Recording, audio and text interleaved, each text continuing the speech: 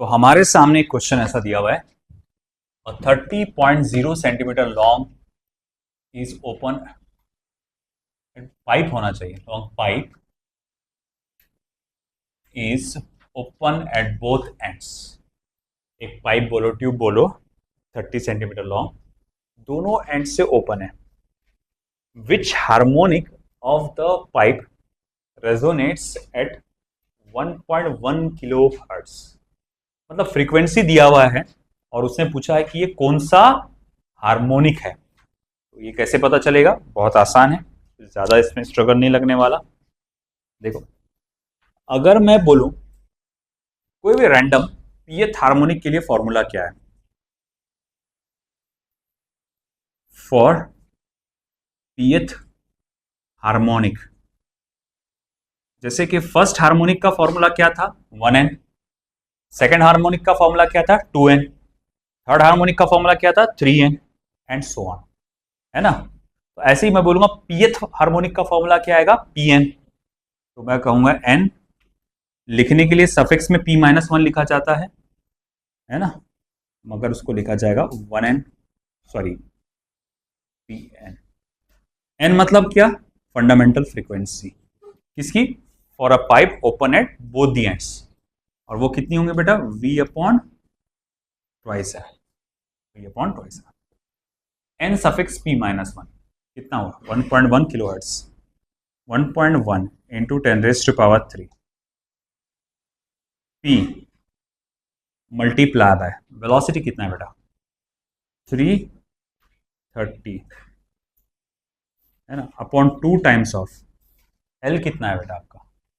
30 centimetre, यानी कि 0.3। ठीक है, चलो माना। अच्छा देखो, 0.3, 330 डिवाइडेड बाय 0.3 कितना होगा? अगर 330 डिवाइडेड बाय 3 होता तो वो 110 आता था, और 0.3 है तो वो 1100 आ जाएगा। जल्दी एंटर करो, 1100। अब देखो यहां पे 1100 और 1.1 इंटू 10⁻³ ये एक दूसरे को क्या करेंगे? कैंसर। और फिर p इज इक्वल टू क्या बचेगा? 2। तो पता चला ये कौन सा हार्मोनिक है? Second harmonic. ये कौन सा हार्मोनिक है? Second harmonic. तो हमें ये पता चल गया कि ये सेकेंड हार्मोनिक पे वाइब्रेट कर रहा है, और ये वैल्यू किसकी है? सेकेंड हार्मोनिक की। ओके, चलो ये हो गया हमारा पहला सवाल कि वो सेकेंड हार्मोनिक था। दूसरा सवाल क्या है कि with the resonance, will the resonance आना चाहिए था, विद द नहीं, विल। तो will the resonance with same source B observed if one and is closed. देखो मतलब ये पाइप दोनों एंड से ओपन था और मैंने अलग अलग ट्यूनिंग फॉर्क वाइब्रेट करके देखा, उसमें से एक ट्यूनिंग फॉर्क पे मुझे आवाज आने लगा, और वो भी कौन सा? सेकंड हार्मोनिक वाला, है ना। और मैंने बोला अच्छा ठीक है, ये ट्यूनिंग फॉर्क पे यहाँ पर ओपन पाइप में रेजोनेंस हुआ है, यानी अंदर की हवा और ये ट्यूनिंग फॉर्क जो है दोनों भी सेम फ्रीक्वेंसी से वाइब्रेट कर रहे हैं। अब मैं क्या कर रहा हूं कि मैंने नीचे से एक सिरा उसका बंद कर दिया। मैंने क्या करा? एक सिरा बंद कर दिया, और मैं फिर से वही ट्यूनिंग फॉर्क इस्तेमाल कर रहा हूं, है ना, वही ट्यूनिंग फॉर्क इस्तेमाल कर रहा हूं। तो क्या मुझे अब भी आवाज आएगी? या अभी भी वहां पर रेजोनेंस क्रिएट होगा? भले ही वो कोई भी हार्मोनिक हो, चाहे वो थर्ड हो, फोर्थ हो, फिफ्थ हो, सिक्स्थ हो, कोई भी हार्मोनिक चलेगा। कौन से नंबर का हार्मोनिक है वो मुझे मैटर करता नहीं, मुझे सिर्फ ये मैटर करता क्या यहां पर रेजोनेंस होगा, होगा या नहीं होगा, वो मुझे चेक करना है। क्योंकि अगर आपको याद होगा वाइब्रेशन ऑफ एयर कॉलम जब मैं आपको पढ़ा रहा था, मैंने बताया था बहुत सारे ट्यूनिंग फॉर्क है। मैंने पहला वाला वाइब्रेट किया, आवाज नहीं आई, थोड़ा दूसरा वाला वाइब्रेट करा, हल्की सी आवाज आई, तीसरी बारे में जोर से आवाज आने लगी। तो मैंने बोला कि भैया ये देखो, ये ट्यूनिंग फॉर्क, अंदर का ट्यूनिंग फॉर्क जो अंदर की हवा है सेम फ्रीक्वेंसी से वाइब्रेट हो रहे हैं। फिर मैंने चौथा वाला लाया था, वो आवाज फिर से कम हो गई थी। पांचवा वाला ट्यूनिंग फॉर्क ज्यादा फ्रीक्वेंसी वाला लाया था, फिर से आवाज कम हो गई थी। छठे पे थोड़ी सी आवाज बढ़ी थी, फिर सातवें पे आवाज एकदम बड़ी आ रही थी। तो हर एक फ्रीक्वेंसी, कोई भी उठा के ला लो ट्यूनिंग फॉर्क, तुमसे सर के ऊपर वाइब्रेट करो, तुमको आवाज आ जाएगी, ऐसा जरूरी नहीं। वो प्रॉपर फ्रीक्वेंसी मैच होना चाहिए, अंदर की हवा की और इसकी जो फ्रीक्वेंसी अगर मैच होती है तो ही जाके वो रेजोनेंस होता है वहां पर, और तभी जाके तुमको आवाज आती है। तो तुमने क्या किए? तुमने क्या करे? एक ऐसा पाइप लिए जो दोनों सिरों से पहले खुला था, वहां पर तुमने एक ट्यूनिंग फॉर्क को वाइब्रेट किया और तुमने क्या देखा कि वहां पर आवाज आई मुझको, जोर से वाइब्रेशन की साउंड आई। और जब वो वाइब्रेशन की साउंड आई तो मैंने कहा कि यार देखो देखो, बोले वो सेकंड हार्मोनिक है ना, सेकंड हार्मोनिक में वो क्या कर रहा है, वाइब्रेट कर रहा है।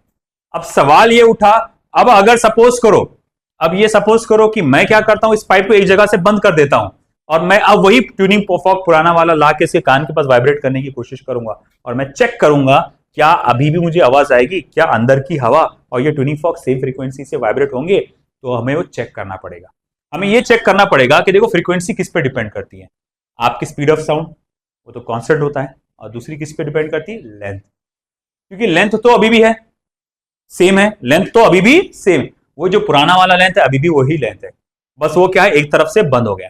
तो मुझे ये देखना है कि when pipe gets closed through at one end, when pipe gets closed at one end, जब पाइप एक सिरे से बंद हो जाए तो द फ्रीक्वेंसीज आर, तो फ्रीक्वेंसीज क्या होती है, तो हमको चेक करना पड़ेगा।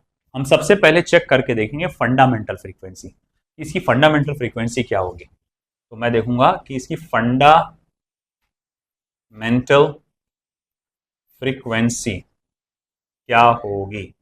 तो n equals to v upon 4l, n equals to v upon 4l, तो 330 अपॉन 4 मल्टीप्लाई बाय 0.3 है ना, that is equals to 1100 divided by 4। बोलो तो क्या आएगा, 1100 डिवाइडेड बाय 4 कितना होता है,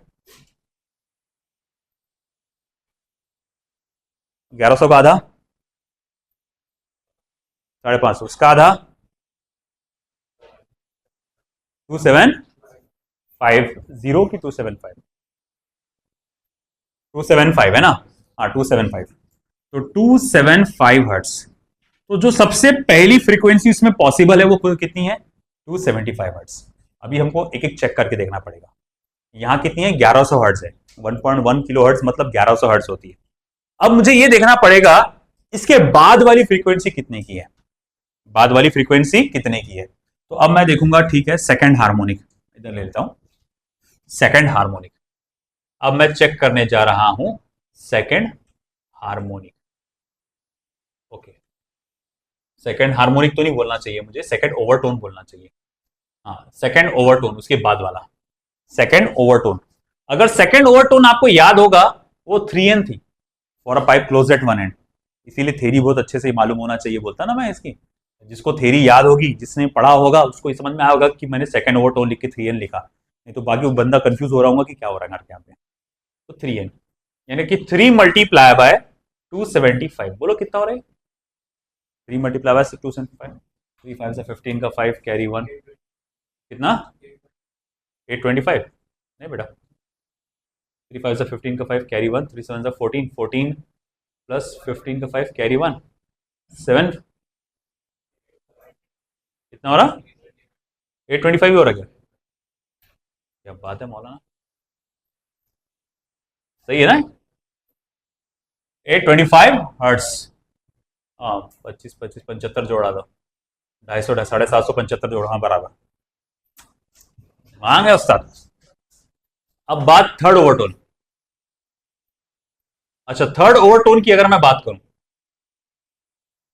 फर्स्ट नहीं sorry first overtone, first overtone second overtone, हाँ सेकंड ओवरटोन, तो सेकंड ओवरटोन को मैं क्या लिखूंगा 5n, सेकंड ओवरटोन को क्या लिखूंगा मैं 5n, तो 5n यानी कि 5 मल्टीप्लाई बाय 275, बोलो कितना आ रहा,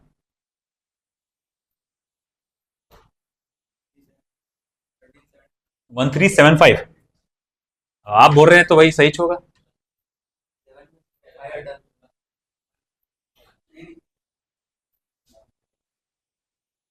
575 हो गया था ना, है ना 1375 हर्ट्ज।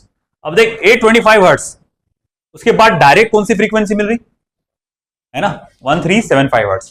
तुम्हारे पास ट्यूनिंग फॉर्क कितनी फ्रीक्वेंसी का है 1100 हर्ट्ज का, तो ये इसके साथ वाइब्रेट कर पाएगा क्या, रेजोनेंस क्रिएट कर पाएगा। रेजोनेंस के लिए क्या चाहिए, अंदर वाइब्रेट होने वाली हवा की फ्रीक्वेंसी और ट्यूनिंग फॉर्क की फ्रीक्वेंसी कैसी होना चाहिए, सेम, तभी जाके रेजोनेंस होगा और आपको आवाज आएगा। तो मेरे पास जो ट्यूनिंग फॉर्क था वो पाइप के साथ तो रेजोनेट हो चुका था, ओपन पाइप के साथ तो रेजोनेट हो चुका था, मगर जब मैंने क्लोज पाइप के साथ उसको वाइब्रेट करने की कोशिश किया तो मैंने देखा कि नहीं यार, वो देखो पहला जो फ्रीक्वेंसी पॉसिबल है वो इतना है, दूसरा ये है, डायरेक्ट तीसरा ये है, 1100 उसके बीच में आता है जो कि बिल्कुल पॉसिबल नहीं है।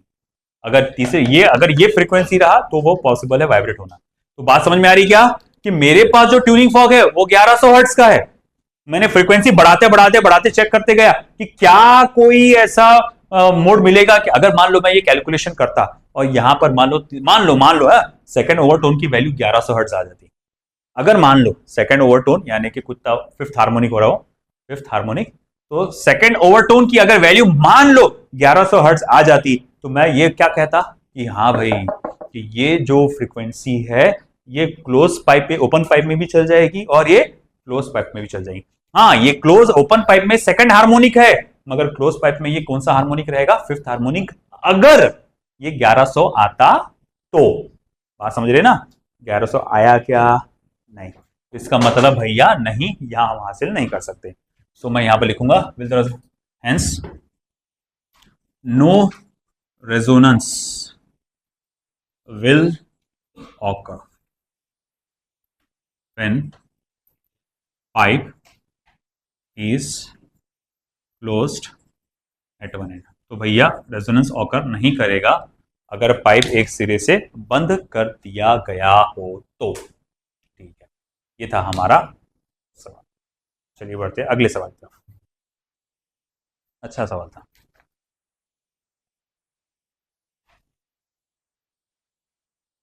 ये अगला क्वेश्चन सिमिलर है, नंबर्स बदले हुए हैं। देखो 2 मिनट सब लोग होल्ड करो, पॉज करो, आप लिखना पॉज करो, देखो यार। A pipe 30 centimeter 20 centimeter long is closed at one end. Which harmonic mode of the pipe is resonantly excited by a 430 hertz source? मतलब इस बार फोर्स आपको कौन सा पाइप, पिछली बार दोनों ओपन पाइप थे, दोनों एंड से ओपन था पाइप, इस बार वाला पाइप कैसा है, एक एंड से क्लोज है। पिछली बार वाली फ्रीक्वेंसी थी कितनी, 1.1 किलो हर्ट्स यानी 1100 हर्ट्स, इस बार वाली फ्रीक्वेंसी कितनी है, 430 हर्ट्स, है ना। अब आप क्या करेंगे, जैसे ये फॉर्मूला होता है वैसे ही फॉर्मूला बनाएंगे। यहाँ पर आपका वो फॉर्मूला आएगा, आई थिंक 2p+1 करके लिख के आएगा, है ना, वो ओवरटोन का आएगा, मगर हार्मोनिक के लिए -1 होता है, -1, 2p-1। तो 2p-1 वाला फॉर्मूला लगाकर आपको देखना पड़ेगा कौन सा हार्मोनिक आ रहा, कौन सा हार्मोनिक आ रहा, वो आपको कैलकुलेट करना पड़ेगा। और फिर इन द सिमिलर मैनर, जैसे यहाँ हम लोग ने देखे थे कि एक एक when the pipe gets open at both the ends, तो फंडामेंटल फ्रीक्वेंसी क्या है, फर्स्ट ओवरटोन कितना है, सेकंड ओवरटोन कितना है, ये सब आपको कैलकुलेट करना पड़ेगा और मैच करके देखना पड़ेगा। ये आपने खुद कर लेना, है ना, ये मैं नहीं करा रहा आपको क्योंकि सिमिलर है वो। I am going for the next one.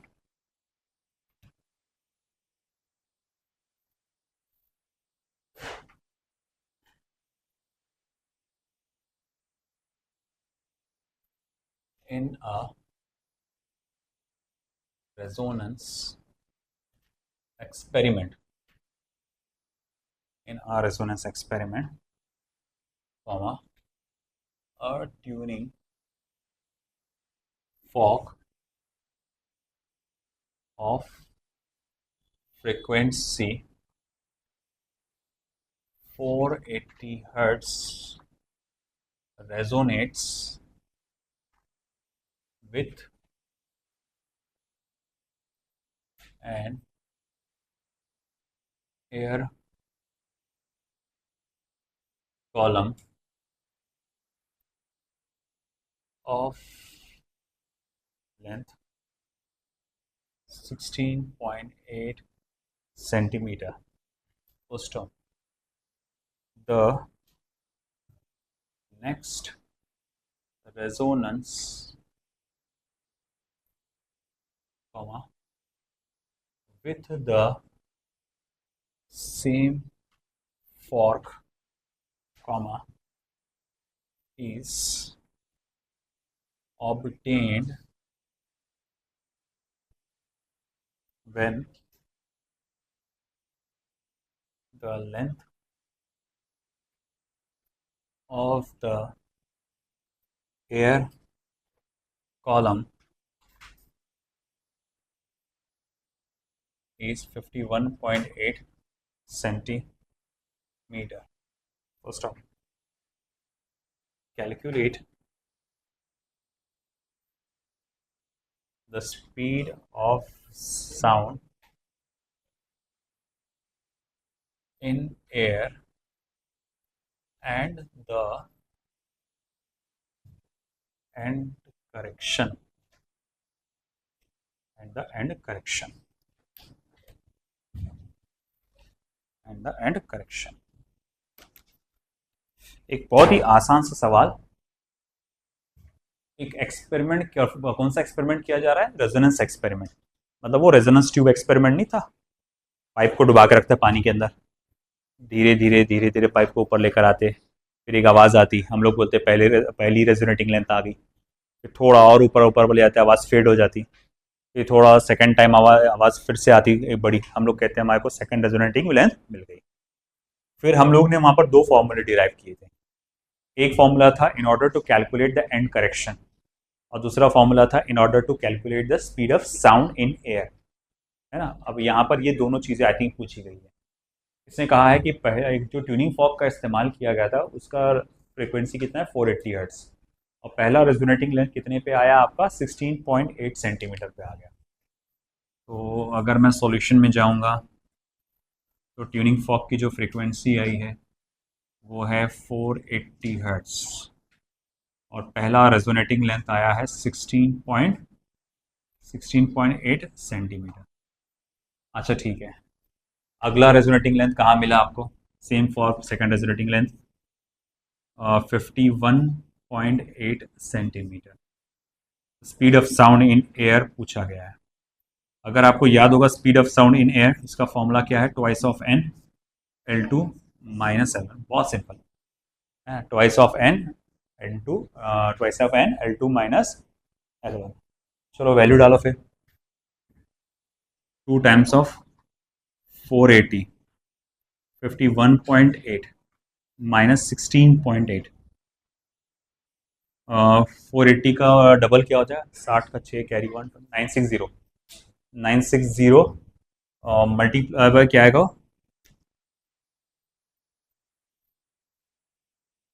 51.8 minus 16.8, बोलो कितना रहेगा? 35. तो 35, तो 960 माइनस 35 कितना हो जाएगा?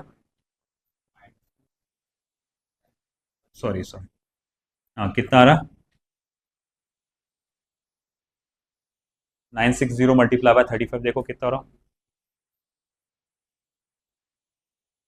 36 नहीं आएगा ना, 336 है, बोला ना वही तो. 36 कहाँ से हो रहा? तो बहुत ज़्यादा हो जा रहा.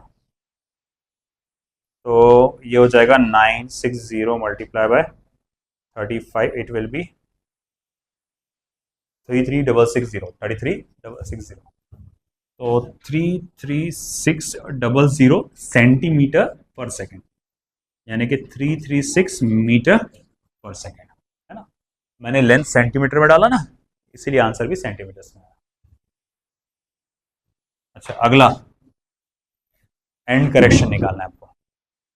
एंड करेक्शन का फॉर्मूला क्या था?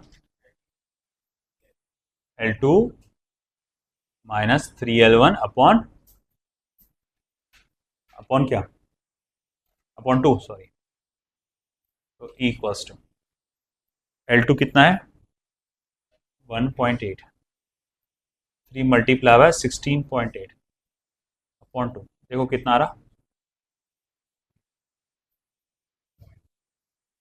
51.8 माइनस 50.4, तो 51.8 माइनस 50.4 डिवाइडेड बाय 2. 8 और 4 गए, मतलब 1.4 डिवाइडेड बाय 2, 0.7 सेंटीमीटर. ये हो जाएगा and correction.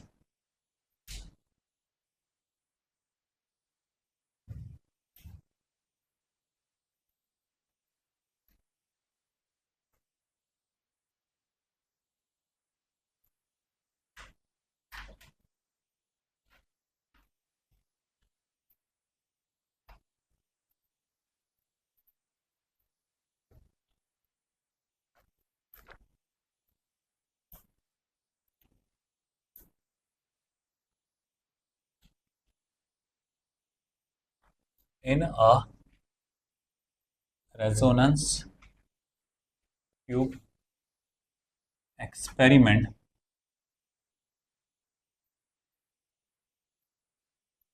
comma tuning fork resonates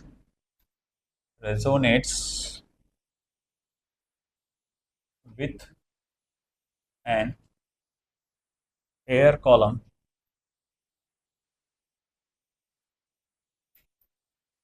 10 centimeter long and again resonates when it is 32.2 centimeter long. Stop. Calculate the wavelength of the wave and correction. चलो करो तो calculate wavelength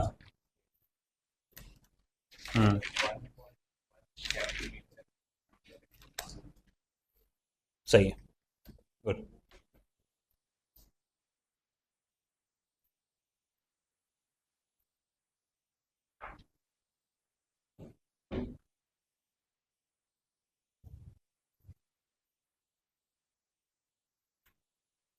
wavelength निकालना है हालांकि निकलेगा यही फॉर्मूले से lambda equals to v by n n को ला लो इधर वो हो जाएगा लैम्बडा मिल जाएगा आपको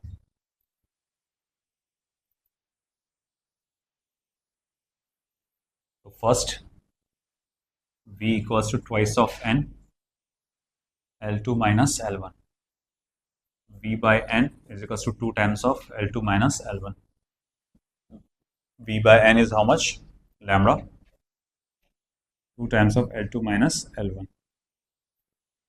2 times of 32.2 minus L1 कितना बेटा 10 तो ये हो जाएगा कितना 22.2 यानी 44.4 सेंटीमीटर्स 0.444 मीटर। दूसरी चीज एंड करेक्शन निकालना है L2 minus 3 times of L1 divided by 2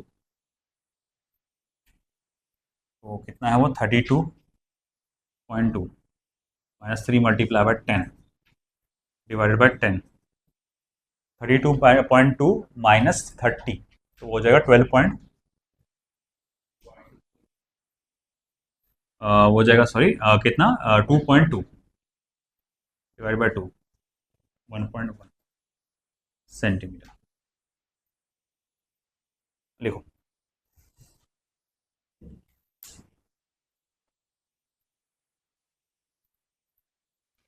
चलिए अब ध्यान दीजिए अगला टाइटल क्या आ रहा है हमारा बीट्स टाइटल नंबर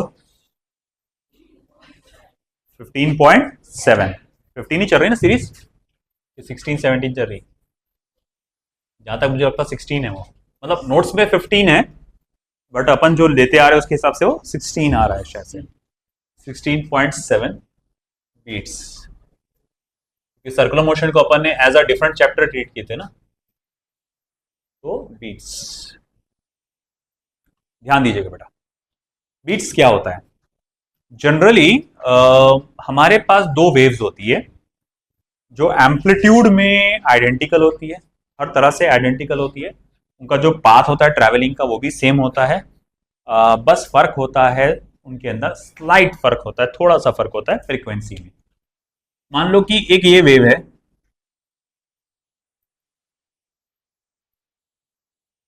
ये पकड़ लो आप ओमेगा टी पकड़ लो आप इसको ये डिस्प्लेसमेंट y आप कंसिडर कर लीजिए और फिर उसके बाद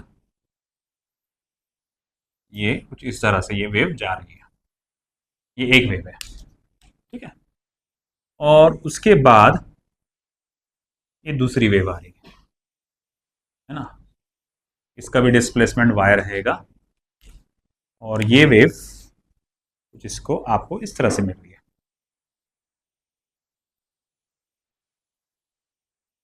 ठीक है। अगर सपोज करो मैं यहां से एक टाइम डिवीजन बनाता हूं, मान लो कि ये जो मैं डॉटेड लाइन बना रहा हूं ये 1 सेकंड का गैप है, ये 0 सेकंड, और यहां से बेटा क्या है बेटा 1 सेकंड। अब देखो यहां पर कितनी वेव्स हुई है 1 सेकंड के अंदर, एक, दो। यहां से इस सोर्स में से कितनी वेव्स निकली है, दो। 1 सेकंड में दो वेव्स निकली है, इसीलिए इसको हम लोग कहेंगे 2 हर्ट्ज की फ्रीक्वेंसी है इसकी। अच्छा, इसमें कितनी वेव्स निकली है, एक, दो, और ये पकड़ लो 3, तो ये 3 हर्ट्ज की फ्रीक्वेंसी है। जब ऐसी दो वेव्स एक साथ पहुंचेगी, ऐसी दो वेव्स एक साथ यहां पहुंचेगी, तो अब इनके रिजल्ट में एक जो वेव तैयार होती है दूसरी, वो कुछ ऐसी होती है। इसके रिजल्ट में जो एक नई वाली वेव तैयार होगी,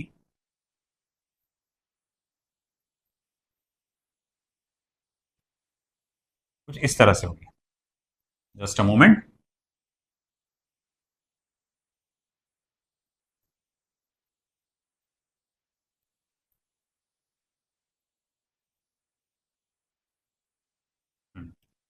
इसके रिजल्ट में जो एक वेव तैयार हो रही है कुछ इस तरह से।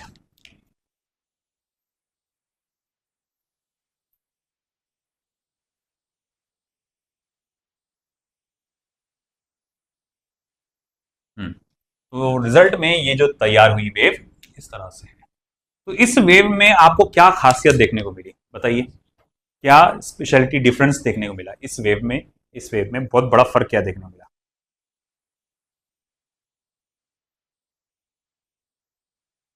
हम्म, बोलिए। मान लीजिए इसकी फ्रीक्वेंसी होगी आपकी N1, इसकी फ्रीक्वेंसी N2 है ना, ये 2 हर्ट्ज था, ये 3 हर्ट्ज था। तो अगर मैं इसको 1 सेकंड का टाइम गैप बनाऊंगा तो इसकी फ्रीक्वेंसी क्या होगी, ये है सवाल पहला। तो मगर जो सबसे इंपॉर्टेंट बात मुझे दिखने लग रही है कि जो पीक्स है, जो पीक्स है वो कम ज्यादा हो रहे हैं। पीक यहां पर कम, पीक जो थी कम थी, यहाँ पीक एकदम बढ़ गई। अब फिर यहाँ पर वेव की जो पीक है कम हुई, फिर वापस बढ़ गई पीक, है ना, फिर वापस कम हुई। ये ब्लैक लाइन बस डायग्राम बनाने के लिए रहती, नहीं भी बनाए तो चलता है, इसको ऐसा कंपलसरी नहीं, कुछ कुछ जगहों पे होती है कुछ किताबों में, और कुछ किताबों में वो नहीं होती है। सी वो डायग्राम परफेक्टली से बन जाए इसलिए ये बैकलाइन बनाया जाता है, ब्लैक लाइन बनाया जाता है, बाकी कुछ मैटर नहीं करता। तो खैर यहाँ अगर आप देखेंगे तो ये ग्राफ कुछ आपको ऐसा नजर आएगा। तो अब पीक मतलब क्या होता है, यहाँ पर हम लोग किसको बोलते हैं, एम्पलीट्यूड को, है ना। एम्पलीट्यूड, यहाँ एम्पलीट्यूड ज्यादा है, यहाँ पर एम्पलीट्यूड एकदम कम हो गया, फिर एम्पलीट्यूड फिर से बढ़ गया। ये जो एम्पलीट्यूड एकदम बढ़ गया ना, इसको कहा जाता है वैक्सिंग। इस पीक को, पॉजिटिव पीक को हम लोग क्या कहते हैं, वैक्सिंग। जो एम्पलीट्यूड बढ़ जाता है एकदम। और यहां जो एम्पलीट्यूड एकदम कम हो गया ना बेटा, इसे कहा जाता है वैनिंग। इसे क्या कहा जाता है, वैनिंग। अब एम्पलीट्यूड किससे एसोसिएटेड है, इंटेंसिटी से, है कि नहीं। इंटेंसिटी ऑफ साउंड, वैक्सिंग मतलब high intensity of sound, waning मतलब लो इंटेंसिटी ऑफ साउंड। अच्छा, ये वेव कब बनी ऐसी, जब ये वेव आई और ये वेव आई, दोनों आपस में मिल गए और आखिर में रिजल्ट में ये वेव बन गई। ऐसी वेव को जिसमें intensity of sound high low इस तरह से होते रहता है, इसको हम लोग कहते हैं बीट। जैसे फॉर एग्जाम्पल, शायद आपको और बेहतर समझ में आए, एक यूट्यूब का वीडियो मैं आपको बता रहा हूं। तो देखो यहां पे एक ट्यूनिंग फॉर्क रहेगा, दो ट्यूनिंग फॉर्क है, यहां एक है, शायद आपको नजर आ रहा हो, है ना, दो ट्यूनिंग फॉर्क है, एक ये राइट साइड में है और एक लेफ्ट साइड में। अब देखो क्या करने वाले हैं वो, पहले वो सिर्फ एक ट्यूनिंग फॉर्क को हिट करके बताएंगे। ये एक ट्यूनिंग फॉर्क जिसकी फ्रीक्वेंसी 250 हर्ट्ज थी उसे हिट किया गया, ये दूसरी ट्यूनिंग फॉर्क जिसकी फ्रीक्वेंसी थी 238 हर्ट्ज। अब देखो क्या हुआ, एक दो, दोनों को साथ में हिट किया गया। नहीं सॉरी, फिर से बता रहा हूं, ये पहला, पहला ट्यूनिंग फॉर्क हिट किया गया, दूसरा ट्यूनिंग फॉर्क हिट किया गया। आप जो साउंड सुन रहे होंगे लगातार आ रहा है करके, बस उसकी फ्रीक्वेंसी कम ज्यादा है साउंड की, है ना। किसी दूसरे वाले की फ्रीक्वेंसी थोड़ी ज्यादा थी, पहले वाले की थोड़ी फ्रीक्वेंसी कम थी। फ्रीक्वेंसी ज्यादा और कम कैसे पता चलती है? अगर फ्रीक्वेंसी ज्यादा होती है तो आवाज बारीक हो जाती है। अब आपने क्या किया, अब हम लोग क्या करने वाले, अब स्टेज में हम दोनों को एक साथ हिट करने वाले, और आप फिर आवाज को लहराते ही सुनेंगे आप।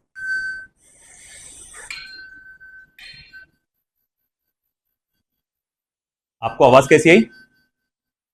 लहराती हुई आवाज आई। तो ये जो लहराती हुई आवाज आ रही है, यही आपकी बीट कहलाती है ना। इसी हम लोग को क्या कहते हैं? बीट कहते हैं, बीट साउंड, है ना। हमको उसी के बारे में पढ़ना है। ये तो उसका क्या था? डायग्रामेटिक रिप्रेजेंटेशन था, है ना। तो डिफाइन उसको कैसे किया जाता है? जैसे अगर मैं इसका डेफिनेशन देखूं बीट का,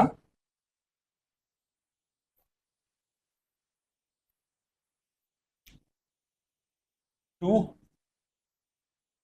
waves of slightly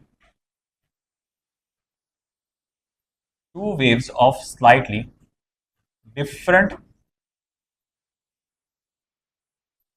frequencies traveling along the same path with same speed in the same direction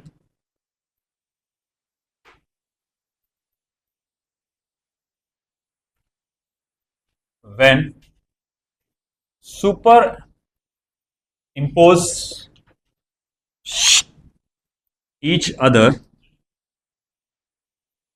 is called as beat।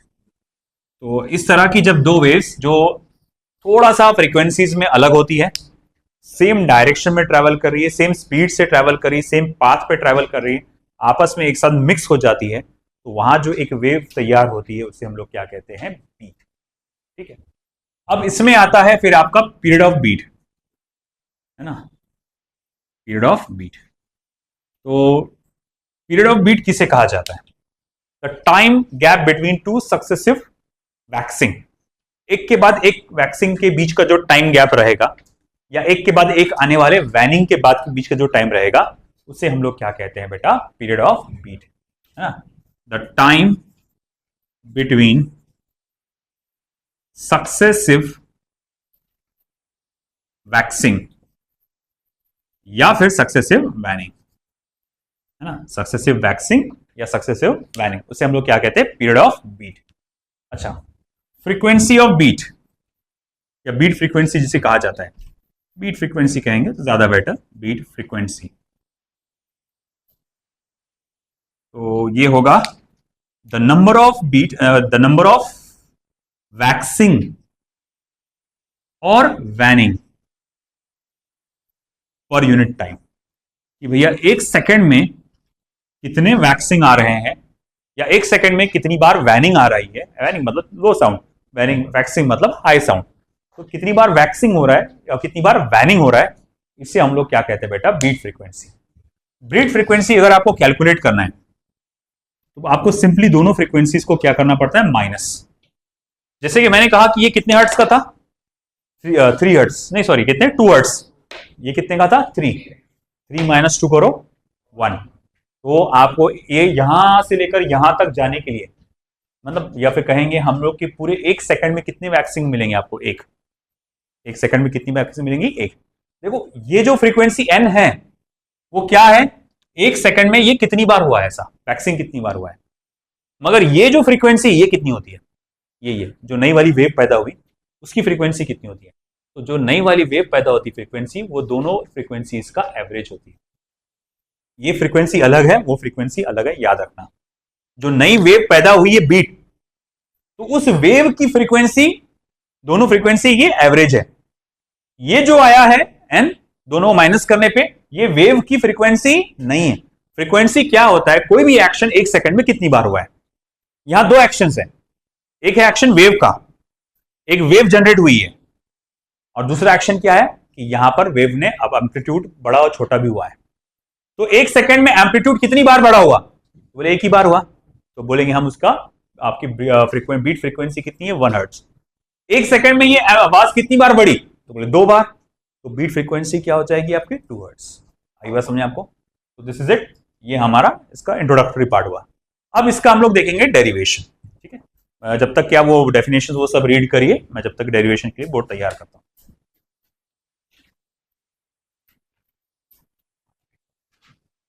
तो बेटा हमें अब जो कैलकुलेट करना है या डिराइव करना है इक्वेशन फॉर बीट, जो बीट वेव जनरेट होती है उस वेव की इक्वेशन हम लोग किस तरह से देंगे। हमारे पास यहां पर 2 वेव्स है, जैसे कि हम देख सकते हैं 2 वेव्स की इक्वेशन मैंने लिखा है, और से देखिए उनकी फ्रीक्वेंसी में चेंज आया है सिर्फ। अब आप बोलेंगे सर फिर लैम्बडा भी तो चेंज हुआ ना। देखो फॉर्मूला क्या होता है, v is equals to n lambda. Speed of sound air में कांस्टेंट रहेगा, वो नहीं बदलता। तो अगर ये चेंज हुआ तो इसको भी तो चेंज होना ही पड़ेगा ना भैया। चेंज कर सकते, जैसे फॉर एग्जाम्पल मैं कहूंगा कि मुझे आंसर में 10 चाहिए, 10 फिक्स होना चाहिए। 2 × इज 5 इज 10। मैं चाहता हूं कि भाई 2 के जगह मैं 4 लिखूं, तो क्या अभी भी 5 लिख के काम चल जाएगा क्या? इसको क्या लिखना पड़ेगा? 2.5, तभी तो जाके ये 10 बनेगा, है कि नहीं? अगर आप ये चीज बदल रहे हैं तो इसको कांस्टेंट रखने के लिए ऑटोमेटिकली ये चेंज होगा। मैंने अपनी वेव की फ्रीक्वेंसी बदला, मुझे मालूम है वेलोसिटी फ्रीक्वेंसी और वेवलेंथ का ये रिलेशन है। ये दोनों वेव्स कहां ट्रेवल कर रही है? एयर में। तो वेलोसिटी तो दोनों की कैसी होंगी? सेम होगी। वेलोसिटी दोनों की बदलेगी नहीं। फ्रीक्वेंसी बदली है तो जाहिर बात है फिर क्या बदलना पड़ेगा? वेवलेंथ बदलना पड़ेगा। दैट्स व्हाई वो लैम्बडा चेंज हुआ है। अब आगे चलो, मान लो ये दोनों वेव्स एक साथ एक जगह पे पहुंचती है। जब ये एक साथ एक जगह पे पहुंचेंगे तो इनके डिस्प्लेसमेंट का क्या होगा? Vector sum. तो चलो डिस्प्लेसमेंट का वेक्टर सम करते हैं, y1 प्लस y2। तो पहला y1 a sine 2 pi n1t minus x by lambda 1 plus a sine 2 pi n2t minus x by lambda 2। क्या करेंगे? a को कॉमन निकाल लेंगे, a निकल गया common. Sine of 2 pi n1t minus x by lambda 1 plus sine of 2 pi n2t minus x by lambda 2। ठीक है, अब यहां पे मैं साइन सी प्लस साइन डी का फॉर्मूला लगाने वाला हूं, है ना। साइन सी प्लस साइन डी, तो साइन सी प्लस साइन डी क्या कहता है? वो ये कहता है 2 sine C plus D by 2 into cos C minus D bye. तो ये फॉर्मूला मैं यहां पे लगाने वाला हूं। इत्मीनान से देखिए बेटा, सी क्या चीज है? सी, सॉरी, साइन सी प्लस साइन डी। यहां पर जो सी है मेरे लिए वो है 2 pi n1t minus x by lambda 1, पूरा का पूरा ये।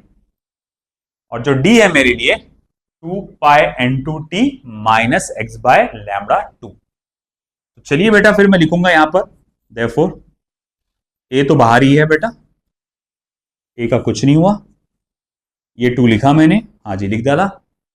अब इन दोनों का एडिशन करो। देखो अब रफ में अलग से एडिशन करके देख सकते हैं कि sine of c plus d कितना होगा। तो सी प्लस डी यानी के 2 pi n1t minus x by lambda 1 plus 2 pi n2t minus x by lambda 2।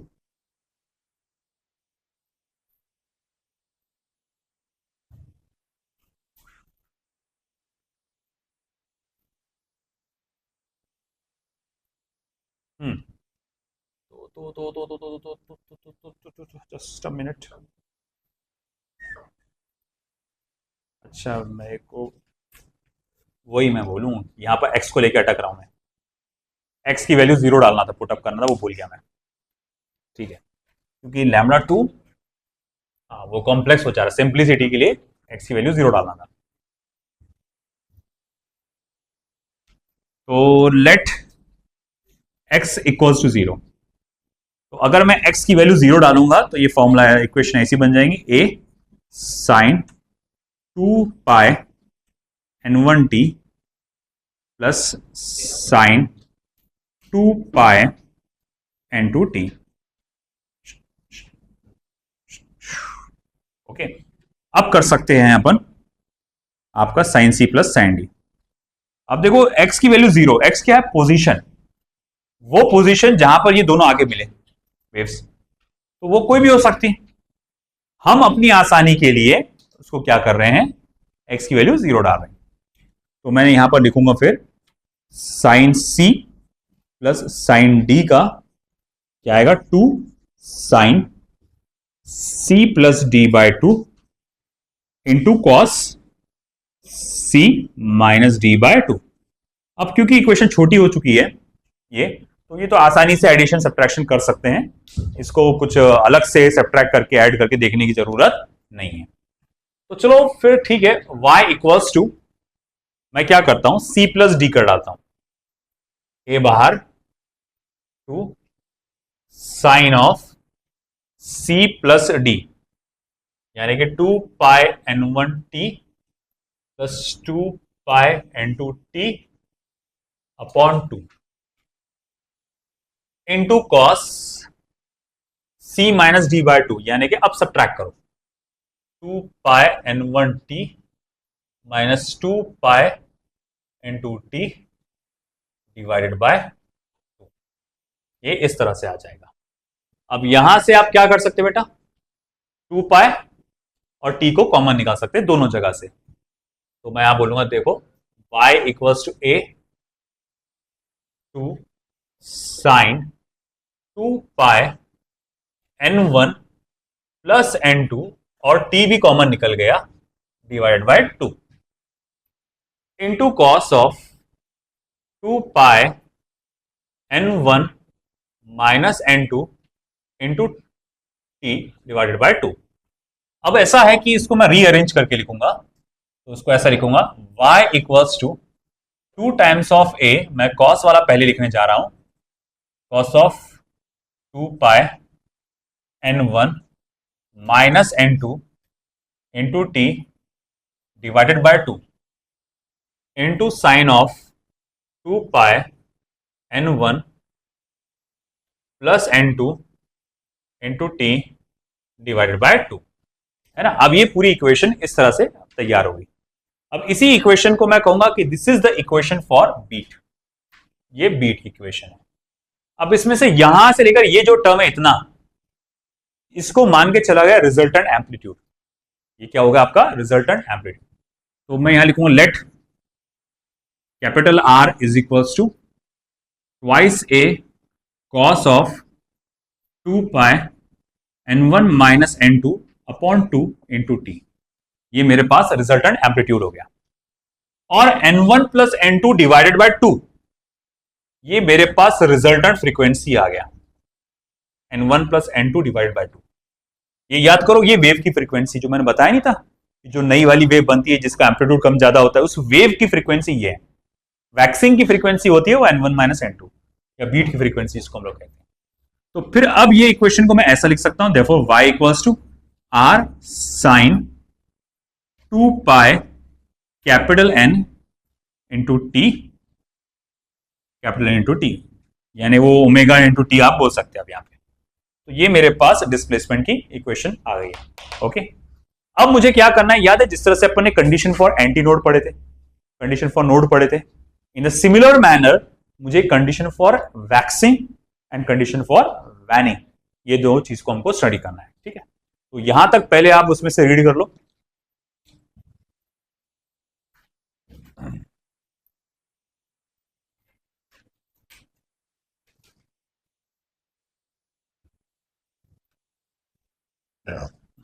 हाँ, तो अब मुझे जो देखना है, condition for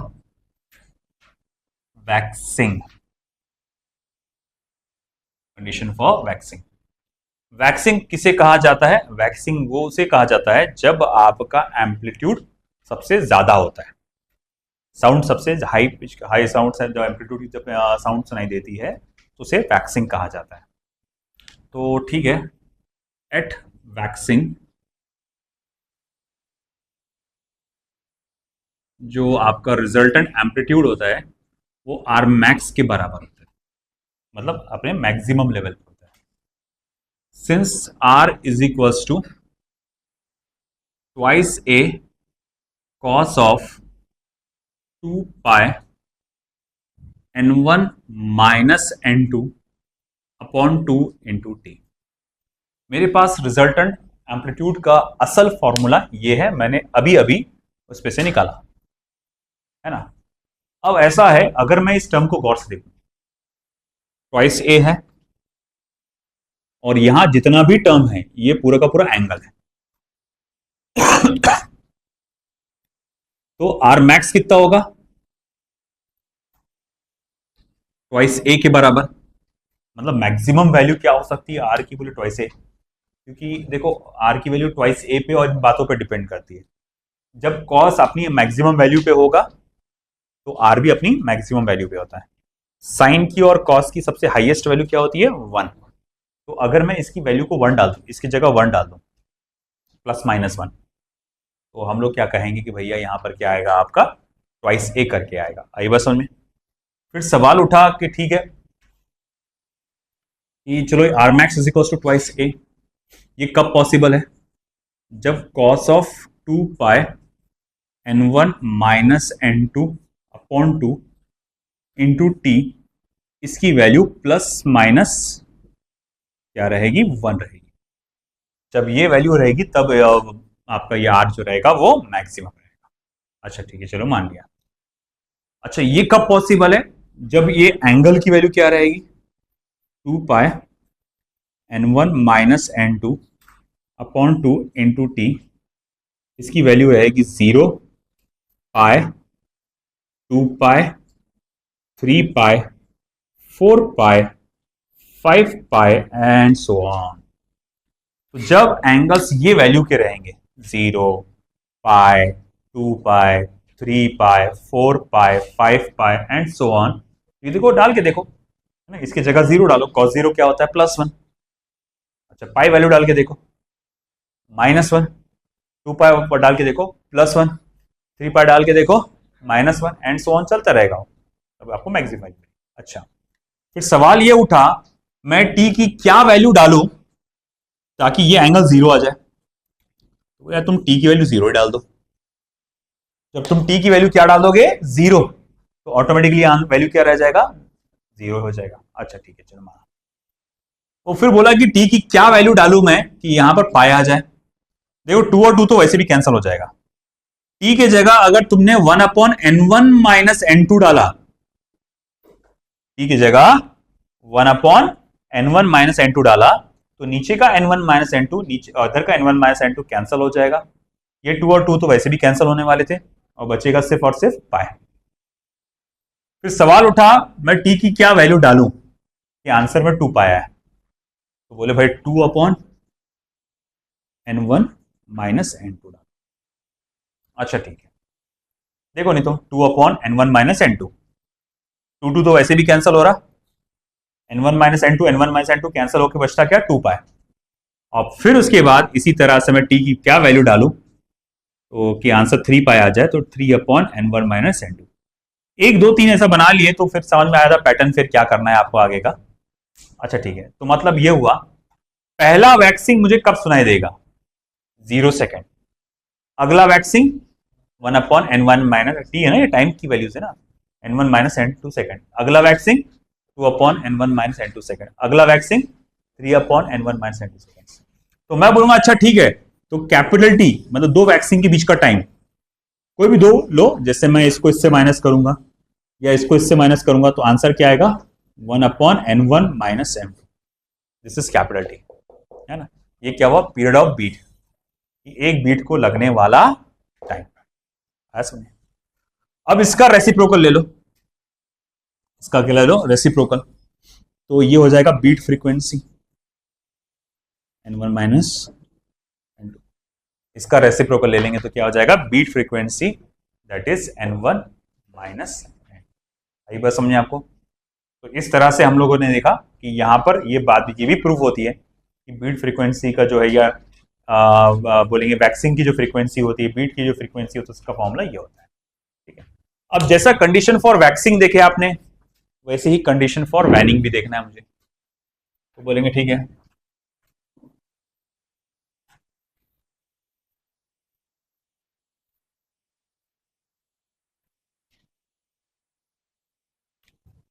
condition for waning, condition for waning.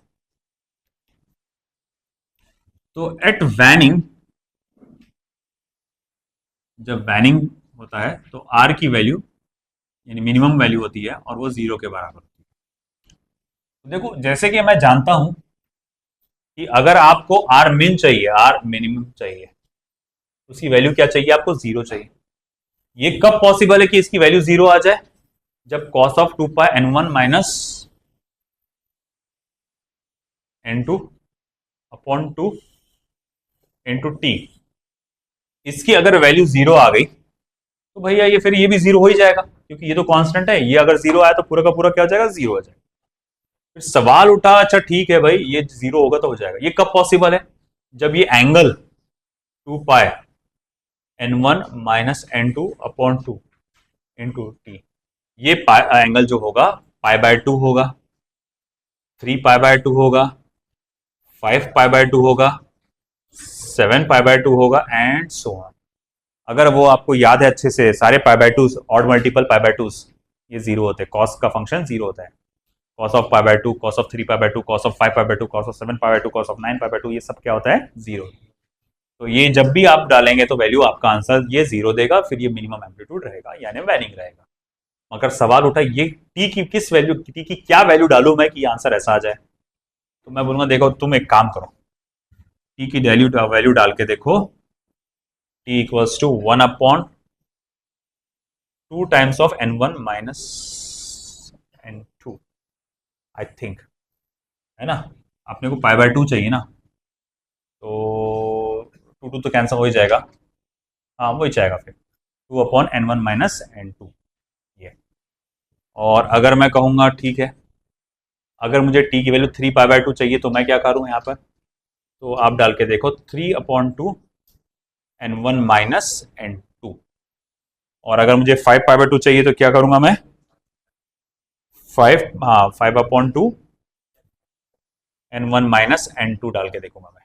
और अगर 7 पाई बाय 2 चाहिए तो क्या करूंगा मैं, 7 अपॉन 2 n1 माइनस n2 डाल के देखूंगा। तो जब ये आप वैल्यूज डालोगे, जैसे ये वैल्यू डालूंगा तो पाई बाय 2, ये वैल्यू डालूंगा तो 3 पाई बाय 2, ये वैल्यू डालूंगा तो 5 पाई बाय 2, ये वैल्यू डालूंगा तो 7 पाई बाय 2 आएगा।